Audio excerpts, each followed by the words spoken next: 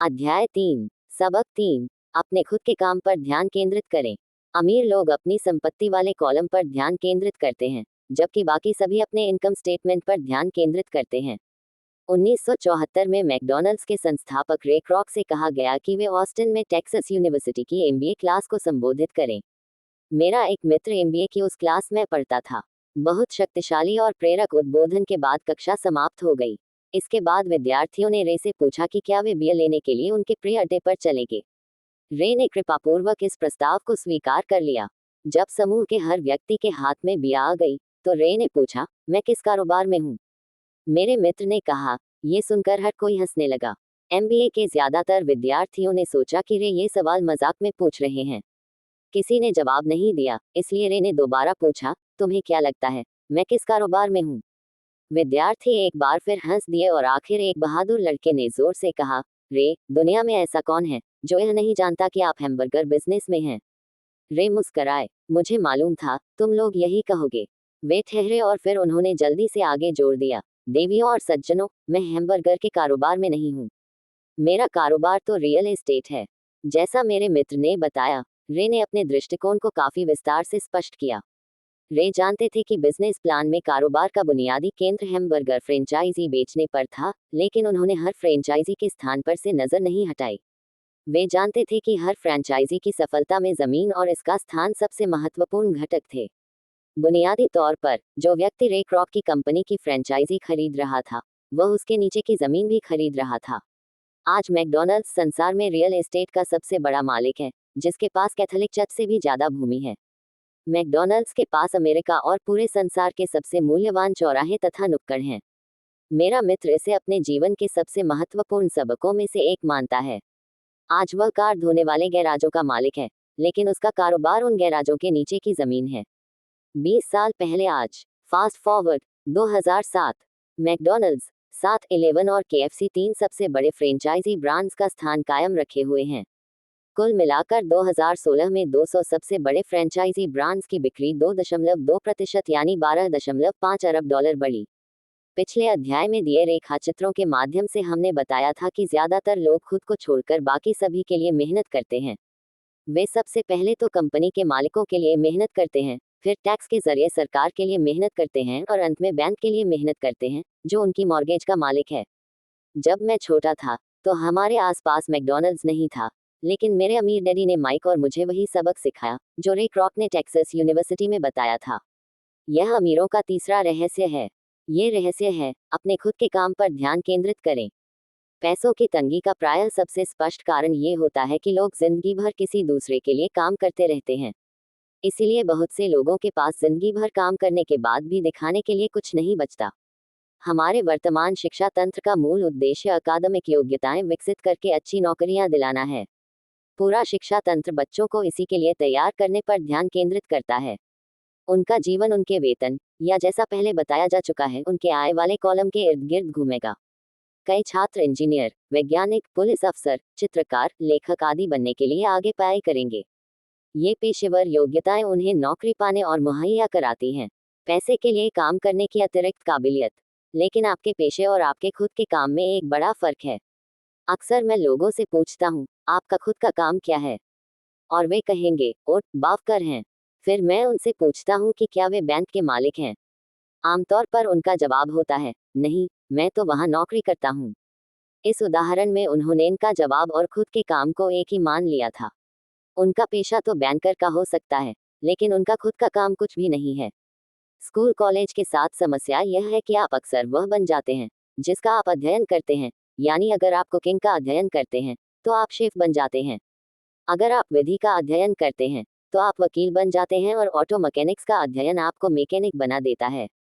आप जो अध्ययन करते हैं, वह बनने में गलती यह होती है कि बहुत सारे लोग अपने खुद के काम पर ध्यान केंद्रित करना भूल जाते हैं। वे अपना जीवन किसी दूसरे के काम की परवाह करने और उसे अमीर बनाने में लगा देते हैं।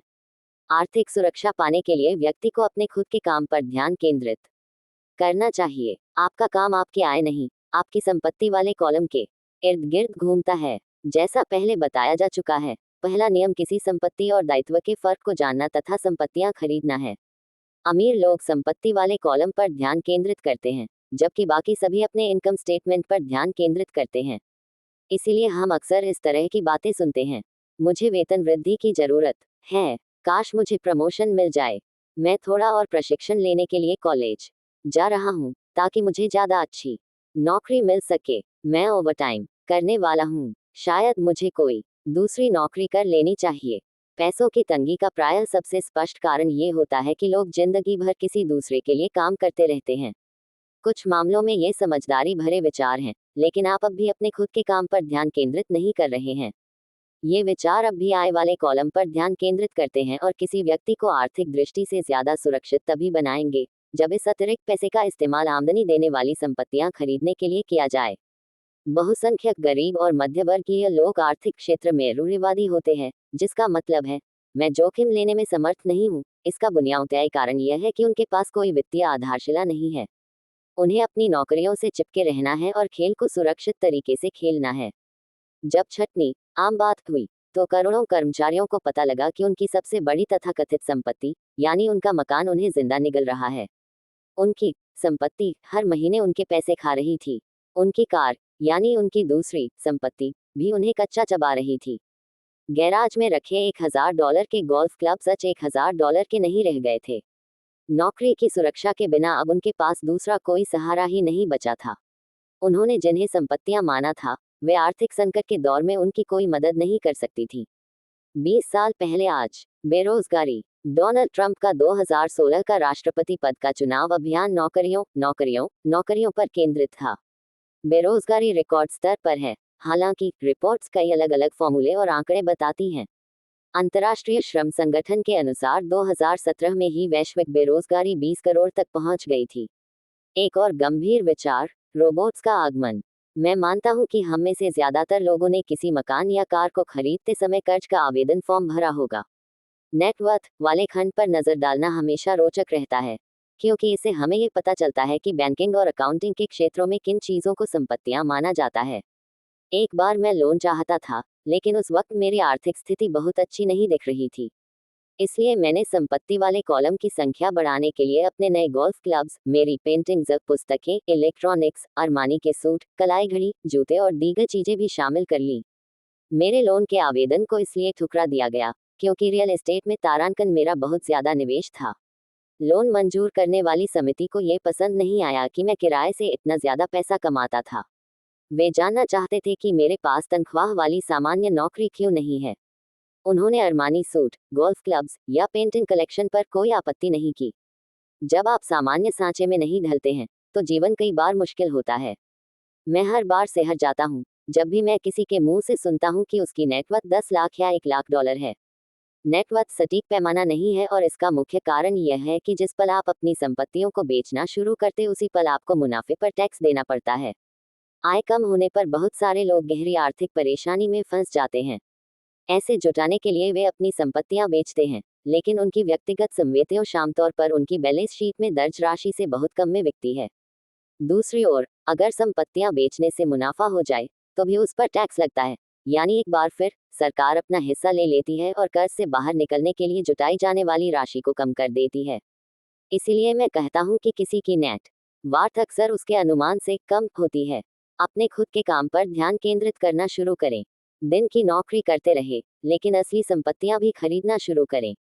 ऐसे दायित्व या निजी सामान ना खरीदें जिन्हें एक बार घर लाने के बाद उनका मूल्य कम हो जाए। जिस पल आप किसी नई कार को शोरूम से चलाकर बाहर लाते हैं, उसकी कीमत लगभग 25% कम हो जाती है। यानी यह सच्ची संपत्ति नहीं है, हालांकि आपका बैंकर इसे संपत्ति की सूची में लिखने देता है। मैंने अपने $400 के नए गोल्फ टाइटेनियम ड्राइवर से जिस पल खेलना शुरू किया, उसी पल उसका मूल्य घटकर $150 हो गया। खर्च कम रखें, दायित्व कम करें और ठोस संपत्तियों की नींव डालने के लिए मेहनत करें। जो युवा अब तक घर छोड़कर नहीं गए हैं, उनके लिए यह महत्वपूर्ण है कि उनके माता पिता उन्हें संपत्ति और दायित्व का फर्क सिखा दें। वे घर छोड़कर जाएं, शादी करें, मकान खरीदें, बच्चे पैदा करें और जोखिम भरी वित्तीय स्थिति में अटक जाएं, नौकरी से चिपके रहें और हर चीज उधार पर खरीदें, इससे पहले ही उनसे ठोस संपत्ति वाले कॉलम को बनवाना शुरू करें। मैं बहुत सारे युवा दंपतियों को देखता हूँ जो विवाह के बाद एक ऐसी जीवन शैली में उलझकर रह जाते हैं जो उन्हें नौकरी के अधिकतर वर्षों में कर्ज से बाहर नहीं निकलने देगी। जब आखिरी बच्चा बड़ा होकर घर से चला जाता है, तब माता पिता को एहसास होता है कि उन्होंने रिटायरमेंट के लिए पर्याप्त तैयारी नहीं की है।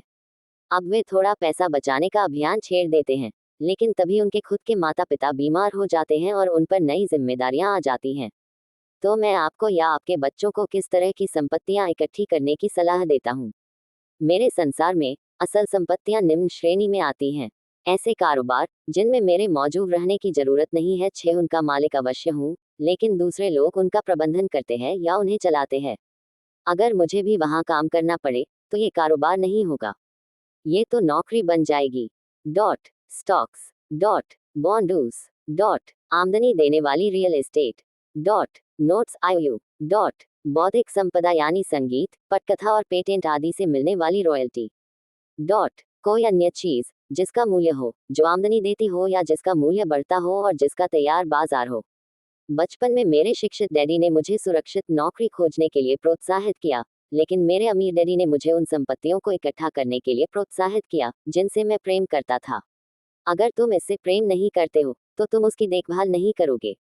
मैं रियल एस्टेट इसलिए इकट्ठी करता हूँ क्योंकि मुझे इमारतों और जमीन से प्यार है। मुझे उनकी खरीदारी करने से प्यार है और मैं दिन भर उन्हें निहार सकता हूँ। जब समस्याएं उत्पन्न होती हैं तो वे इतनी बुरी नहीं होती कि उनकी वजह से रियल एस्टेट के प्रति मेरा प्यार कम हो जाए। हाँ, जो लोग रियल एस्टेट से नफरत करते हैं उन्हें यह नहीं खरीदनी चाहिए। अपने खुद के काम पर ध्यान केंद्रित करना शुरू करें। दिन की नौकरी करते रहें, लेकिन दायित्व नहीं, असली संपत्तियां खरीदना शुरू करें। मुझे छोटी कंपनियों, खासकर शुरुआती कंपनियों के शेयरों से भी प्रेम है। इसका कारण यह है कि मैं मैनेजर नहीं, उद्यमी हूँ। अपने शुरुआती वर्षों में मैंने standard oil of California, US, marine Corp और जेरोक्स कॉर्प जैसे बड़े संगठनों में काम किया था। उन संगठनों में गुजारा समय मजेदार था, जिसकी कई अच्छी यादें मेरे साथ हैं, लेकिन मैं जानता हूँ कि दिल की गहराई में मैं कंपनी वाला आदमी नहीं हूँ। मुझे कंपनियां शुरू करना पसंद है, उन्हें चलाना नहीं। इसलिए मैं आमतौर पर छोटी कंपनियों के शेयर खरीदता हूँ। कई बार मैं खुद भी कंपनी खड़ी करके उसे सार्वजनिक करता हूँ। नए शेयर जारी करने से भारी दौलत मिलती है और मुझे इस खेल से प्रेम है। कई लोग स्मॉल कैप यानी छोटी कंपनियों से डरते हैं और उन्हें खतरनाक कहते हैं, और वे हैं भी। लेकिन यदि आप इस निवेश से प्रेम करते हैं, इसे समझते हैं और खेल के नियम जानते हैं, तो जोखिम कम हो जाता है। छोटी कंपनियों के मामले में मेरी निवेश रणनीति यह रहती है कि 1 साल के भीतर उस शेयर से बाहर आ जाओ। दूसरी तरफ रियल एस्टेट के क्षेत्र में मेरी रणनीति यह है कि छोटी शुरुआत करो और उसे बेचकर ज्यादा बड़ी जायदाद खरीदो, ताकि मुनाफे पर टैक्स तुरंत ना चुकाना पड़े। इससे रियल एस्टेट संपत्ति का मूल्य बहुत ज्यादा बढ़ जाता है। मैं रियल एस्टेट को आमतौर पर 7 साल से कम समय तक रखता हूँ। जब मैं मरीन कॉर्प और जेरोक्स में था, तब बरसों तक मैंने वही किया जिसकी सलाह मेरे अमीर डैडी ने दी थी। मैं दिन में नौकरी करता था और उसके साथ ही अपने खुद के काम पर भी ध्यान केंद्रित करता था। मैं रियल एस्टेट और छोटे शेयरों की खरीद फरोख्त करके अपनी संपत्ति वाले कॉलम में बहुत सक्रिय था। अमीर डैडी हमेशा वित्तीय शिक्षा के महत्व पर जोर देते थे। वे कहते थे कि मैं अकाउंटिंग और कैश फ्लो मैनेजमेंट को जितनी अच्छी तरह समझने लगूंगा, निवेशों का विश्लेषण करने और अंततः अपनी खुद की कंपनी शुरू करने तथा उसे सफल बनाने में उतना ही बेहतर बन जाऊंगा। मैं किसी को भी नई कंपनी खड़ी करने के लिए प्रोत्साहित नहीं करता हूं, जब तक कि वे खुद ऐसा ना करना चाहें। मैं जानता हूं कि कंपनी चलाने में कितनी झंझट होती है, इसलिए मैं नहीं चाहता कि कोई उस झमेले में फंसे। कई ऐसे मौके होते हैं जब लोगों को कोई नौकरी नहीं मिल पाती और उस वक्त अपनी कंपनी शुरू करना सबसे अच्छा समाधान नजर आता है। लेकिन ये हमेशा याद रखें कि आपके सफल होने की संभावनाएं बहुत ही कम है। 10 में से 9 कंपनियां पहले 5 सालों में डूब जाती हैं। जो कंपनियां पहले 5 सालों में बचती हैं, उनमें भी 10 में से 9 अंततः डूब जाती हैं। इसलिए यदि आप में खुद की कंपनी का मालिक बनने की प्रबल और वास्तविक इच्छा है, तभी मैं ऐसा करने की सलाह दूंगा, वरना दिन की नौकरी करते रहें और अपने खुद के काम पर ध्यान केंद्रित करें। जब मैं कहता हूँ अपने खुद के काम पर ध्यान केंद्रित करें, तो मेरा मतलब होता है कि अपनी संपत्ति वाले कॉलम को मजबूत बनाएं और बनाए रखें। एक बार जब इसमें कोई डॉलर जाए तो उसे कभी बाहर ना निकलने दें। इसके बारे में इस तरह सोचें कि जब कोई डॉलर आपकी संपत्ति वाले कॉलम में जाता है, तो वह आपका कर्मचारी बन जाता है। पैसे के बारे में सबसे अच्छी बात यह है कि यह एक दिन में 24 घंटे काम करता है और पीढ़ियों तक काम कर सकता है। दिन की नौकरी करते रहें, बेहतरीन मेहनती कर्मचारी बने, लेकिन अपनी संपत्ति वाले कॉलम को बढ़ाते रहें। जब आपका कैश फ्लो बढ़ जाए, तो आप विलासिता की वस्तुएं खरीद सकते हैं। इस बारे में एक महत्वपूर्ण तथ्य यह है कि अमीर लोग विलासिता की वस्तुएं सबसे अंत में खरीदते हैं, जबकि गरीब और मध्यवर्गीय लोगों में विलासिता की वस्तुएं सबसे पहले खरीदने की प्रवृत्ति होती है। गरीब और मध्यवर्गीय लोग अक्सर बड़े मकान, हीरे, फर कोट, आभूषण या नाव जैसी विलासिता की वस्तुएं इसलिए खरीदते हैं क्योंकि वे अमीर दिखना चाहते हैं। वे अमीर दिखते तो हैं, लेकिन हकीकत में वे बस कर्ज के दलदल में ज्यादा गहरे डूब जाते हैं। पुराने पैसे वाले लोग, यानी लंबे समय से अमीर लोग, अपनी संपत्ति वाले कॉलम को सबसे पहले बनाते हैं। फिर संपत्ति वाले कॉलम से उत्पन्न होने वाली आमदनी उनके लिए विलासिता के सामान खरीदती है। गरीब और मध्यवर्गीय लोग अपनी खून पसीने की कमाई और बच्चों की विरासत की कीमत पर विलासिता के सामान खरीदते हैं। सच्ची विलासिता किसी असली संपत्ति में निवेश करने और उसे विकसित करने का पुरस्कार है।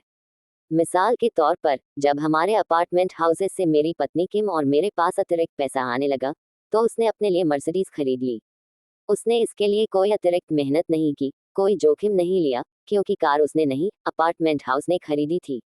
बहरहाल, उसे 4 साल तक इंतजार करना पड़ा, जबकि रियल एस्टेट निवेश पोर्टफोलियो बढ़ रहा था और कार खरीदने के लिए पर्याप्त अतिरिक्त कैश फ्लो उत्पन्न कर रहा था। लेकिन मर्सिडीज की विलासिता सच्चा पुरस्कार थी, क्योंकि इससे ये साबित हो गया था कि वह अपनी संपत्ति वाले कॉलम को बढ़ाना जानती थी। अब वह कार उसके लिए सिर्फ एक सुंदर कार ही नहीं है, यह उससे ज्यादा मायने रखती है। इसका मतलब है कि उसने अपनी वित्तीय बुद्धि का उपयोग करके इसे खरीदा है। इसके बजाय अधिकतर लोग भावावेग में नई कार या विलासिता की कोई अन्य वस्तु कर्ज पर खरीद लेते हैं। हो सकता है कि वे बोर हो रहे हों और उन्हें एक नए खिलौने की जरूरत हो। कर्ज पर विलासिता की वस्तु खरीदने से अक्सर वह आदमी अंततः उस वस्तु से चिढ़ने लगता है, क्योंकि कर्ज एक आर्थिक बोझ बन जाता है। जब आप निवेश करने और अपना खुद का काम करने में समय लगा चुके हैं, तो अब आप अमीरों का सबसे बड़ा रहस्य सीखने के लिए तैयार हैं, यानी वह रहस्य जो अमीरों को बाकी लोगों से काफी आगे पहुंचा देता है। Thank you everyone. वीडियो को लाइक और चैनल को सब्सक्राइब करना नहीं भूले। हम मिलते हैं नेक्स्ट वीडियो में। Thanks again.